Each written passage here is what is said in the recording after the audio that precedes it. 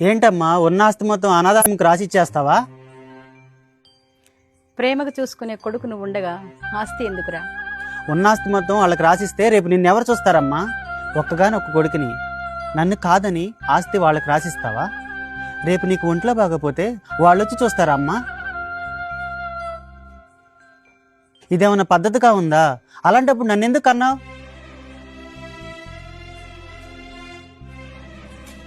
చేరా, నేను ఇంకా ఎన్ని సంవత్సరాలు బ్రతికుంటానంటావు? ఏంటి ఆలోచిస్తున్నావా? ఇంకా 25 సంవత్సరాలు ఉంటానంటావా? సమాధానం చెప్పురా. అవును, ఇప్పుడు ఎందుకు అడుగుతున్నావు? అయితే నన్ను సాకటానికి ఆస్తితో ఏం పనిరా? అమ్మా, ఏం మాట్లాడుతున్నావు అర్థమవుతుందా నీకు? దేనికైనా ఖర్చు ఉంటుందమ్మా, అవసరాలు కూడా ఉంటాయి. నీకు ఉద్యోగం ఎప్పుడొచ్చిందిరా? 28 ఏళ్ళకు వచ్చింది. మరి ఆ 28 ఏళ్ళు నిన్నెవరు సాకారా? అప్పుడు నీకే ఆస్తి లేదు కదా. అప్పుడు నీకు ఏ ఆస్తి లేకుండానే నానా నేను నిన్ను సాకాం కదరా.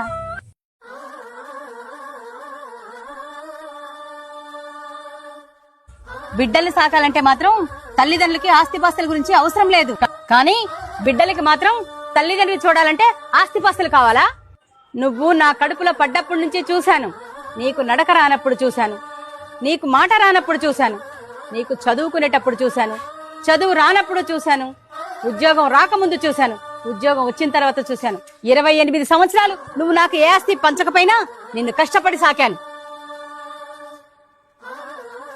ఇప్పుడు కూడా 28 సంవత్సరాలు నన్ను కూడా నువ్వు సాకవలసిందే. నీకు ఏ ఆస్తి ఇవ్వను, నేను ఏ పని చెయ్యను. అది నా హక్కు, అది నీ బాధ్యత.